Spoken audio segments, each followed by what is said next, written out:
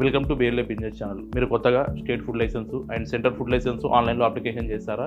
మీ file రివర్ట్లో ఉందా? దానికి సంబంధించిన డాక్యుమెంట్స్ అంటే ఎఫ్ఎస్ఎంఎస్ ప్లాన్ కానీ, రీకాల్ ప్లాన్ కానీ, దీంతో పాటు వాటర్ టెస్ట్ రిపోర్ట్ కానీ, మరియు దానికి సంబంధించిన ట్రేడ్ లైసెన్సు, ఇలా అప్లికేషన్ చేసే ముందు ఇవన్నీ డాక్యుమెంట్స్ మనం పర్ఫెక్ట్గా ముందుగా మనం దగ్గర ఉంచుకొని మనం అప్లికేషన్ చేయాల్సి ఉంటుంది.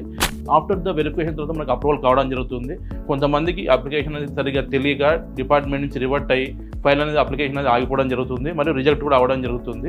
ముఖ్యంగా స్టేట్ ఫుడ్ లైసెన్స్లో రెస్టారెంట్ కేటగిరీ అప్లికేషన్ చేసేవారు, ఫుడ్ కోర్ట్స్ ఎవరైతే అప్లికేషన్ చేస్తున్నారో, మరియు స్టేట్ ఫుడ్ లైసెన్స్లో మ్యానుఫ్యాక్చరింగ్ ప్రాసెసింగ్ యూనిట్స్ ఎవరైతే రన్ చేస్తున్నారో వాళ్ళు అప్లికేషన్ చేసేటప్పుడు కంపల్సరీ వాటర్ రిపోర్ట్ అనేది మనకి రివర్ట్లో అడగడం జరుగుతుందండి. సో ఆ వాటర్ రిపోర్ట్ వచ్చేసి మనం ఫేక్ ల్యాబ్ నుంచి మనం ఒకవేళ వాటర్ రిపోర్ట్ తీసుకుంటే సో కంపల్సరీ మన ఫైల్ అనేది వెరిఫికేషన్లో పడుతుంది, మన ఫైల్ కూడా రిజెక్ట్ కూడా అవ్వడం జరుగుతుంది.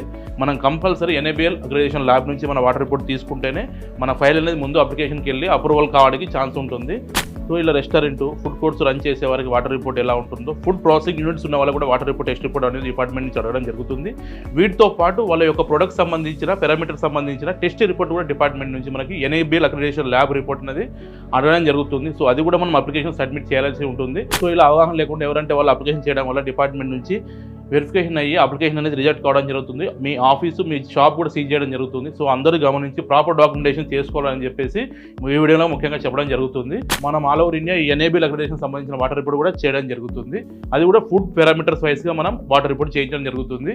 మేము ఎక్స్ప్లెయిన్ చేసిన ఈ టెస్ట్ రిపోర్ట్లు కానీ, నెక్స్ట్ సంబంధించిన ఫుడ్ లైసెన్స్ కానీ, మరియు దానికి సంబంధించిన లోకల్ ట్రేడ్ లైసెన్స్ కానీ, పర్మిషన్స్ కానీ మీకు రిక్వైర్మెంట్ ఉంటే ఇది ఇచ్చే మనకు కాల్ చేయండి. మా ఎదురు తెలుసుకోండి. Thank you.